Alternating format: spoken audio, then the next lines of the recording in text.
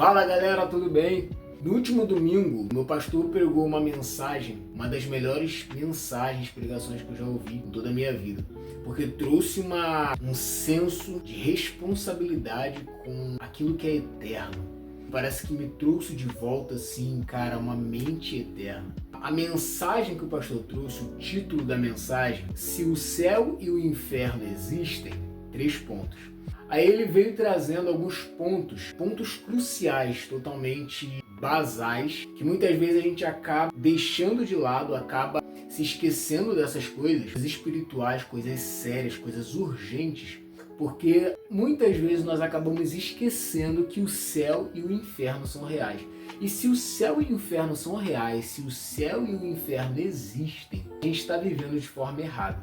Então a gente está fazendo alguma coisa errada com a nossa vida. A gente acaba dando ênfase em coisas materiais, dando ênfase em coisas que alguém fala sobre nós, dando ênfase em tantas coisas terrenas, passageiras. Só que depois dessa vida, vai ter uma eternidade para a gente viver. Então, se o céu e o inferno são reais, nós devemos passar a olhar, a enxergar as coisas de forma diferente. Nessa palavra eu me lembro que um dos textos que o pastor usou foi Apocalipse o primeiro capítulo de Apocalipse. Começa narrando, João, que foi exilado lá na ilha de Patmos, a visão que ele teve, a primeira visão que ele teve, assim que ele ouviu uma voz que falava por trás dele, ele disse, quando eu me virei para ver quem era, e quando me virei para ver, ele diz, eu vi 7 castiçais de ouro, e no meio dos sete castiçais eu vi um semelhante a homem, e ele começa a narrar uma visão gloriosa a respeito de Jesus. É o que o João consegue descrever, porque é com certeza muito mais glorioso do que João conseguiu descrever. Ele tentou colocar numa linguagem que a gente aqui da Terra conseguisse entender. Imagine você vendo um ser celestial e não é um ser qualquer, é Jesus. Ele é a luz da luz, ele é o próprio Verbo vivo encarnado, a glória poderosa, gloriosa, Deus de Deus. E quando o pastor ele leu esse texto bíblico, a primeira coisa que me veio em mente é, cara, quando foi que eu perdi isso de vista? Quando foi que eu deixei de ver a preciosidade de Jesus? Quando foi que eu passei a dar tanta ênfase às coisas da terra, que eu passei a desvalorizar de forma às vezes imperceptível a visão de Jesus? Há uma oração na palavra, se eu não me engano, do apóstolo Paulo, que a gente não perca de vista Cristo e este crucificado. Quando foi que perdemos de vista Jesus? Quando foi que a gente esqueceu que há uma eternidade? Os ministros ali de louvor e a igreja também começou a adorar o Senhor com uma canção que diz assim, eu não vejo a hora de te encontrar.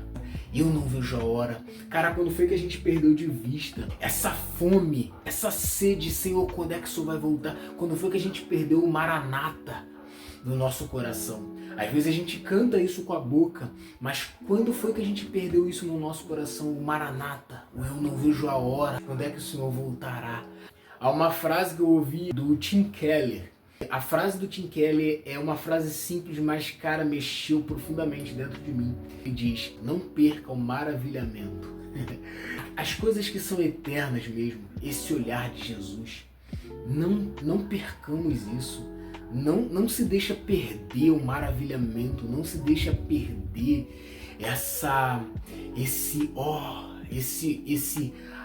Jesus, nossa.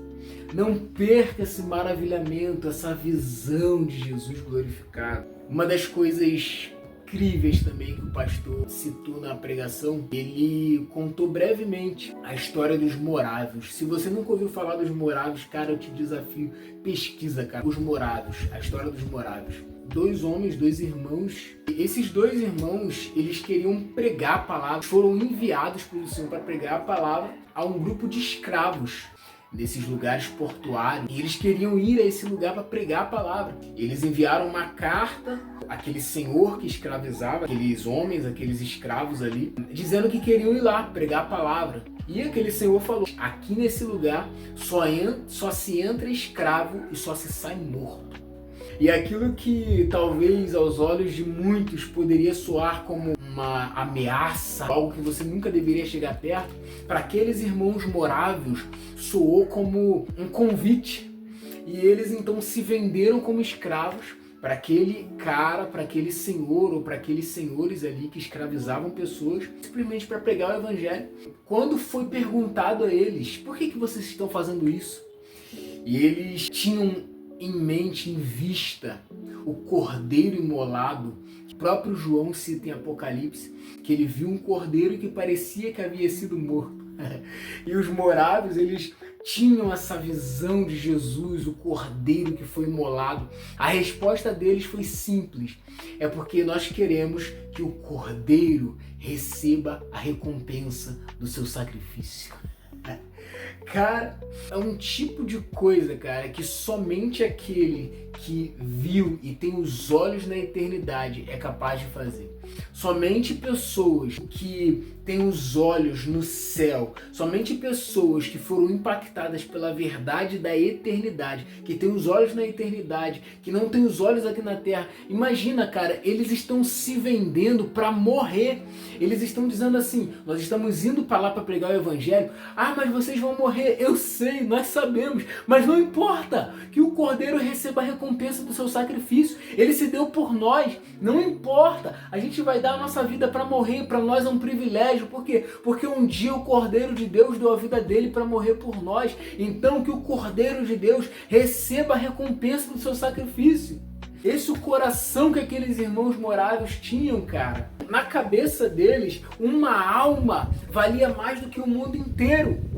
Assim como aquela parábola que Jesus contava, ele dizia, cara, o pastor, ele larga aquelas 99 ovelhas para ir atrás daquela uma ovelha que foi perdida. Ah, mas você tem 99 ovelhas aqui, cara, não importa que aqui tem 99, existe uma que foi lá e se perdeu. São pessoas, são almas que estão morrendo. Então o que aqueles homens estavam dizendo, assim como Jesus valoriza aquela uma ovelha que se perdeu, assim como o rei Davi, que era uma figura de Jesus, deu a vida dele e matou aquele urso que atacava as ovelhas e matou aquele leão que atacava as ovelhas e se colocou ali como um Cristo para aquelas ovelhas, para salvar aquelas ovelhas, assim que nós também estejamos dispostos a dar a nossa vida pelos nossos irmãos que estão se perdendo. Por quê? Porque se o céu e o inferno existem, cara, essas vidas, essas almas valem mais do que o mundo inteiro. Se o céu e o inferno existem, cara,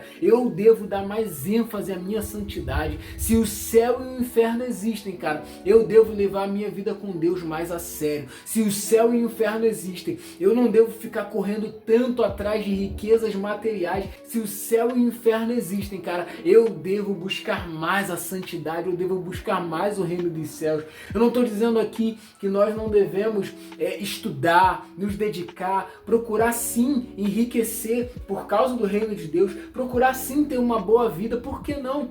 O Senhor nos fez homens e mulheres, nós vivemos nessa terra, sim, nós temos uma vida nessa terra, nós devemos sim buscar ter uma vida digna, mas a principal coisa da nossa vida, a busca da nossa alma, é a eternidade, são as coisas eternas. Tudo aqui vai passar, cara. Então é isso, cara. É isso que eu queria enfatizar aqui. A minha oração é que na minha vida e na sua vida o Espírito Santo venha ministrar que se o céu e o inferno existem, cara, então talvez, quem sabe, nós estamos vivendo de maneira errada. Se o céu e o inferno existem, a gente deve mudar a nossa ênfase, a ênfase da nossa vida, cara. Não é possível a gente entender que céu e inferno existem e a gente continuar vivendo a nossa vidinha com as nossas intriguinhas, com as nossas bobeirinhas. Cara, a gente deve levar a Deus mais a sério. A gente deve triplicar a nossa vida de oração, cara. A gente deve voltar a ler, estudar, esmiuçar a palavra, comer o rolo, ir para as escrituras, voltar a jejuar, voltar a buscar a Deus em oração, voltar a fazer propósitos, cara, propósitos radicais. Se o céu e o inferno existem, cara, então isso é uma coisa muito séria que envolve vida ou morte. E não só vida ou morte física, mas vida ou morte eternas, cara. Então é isso, cara.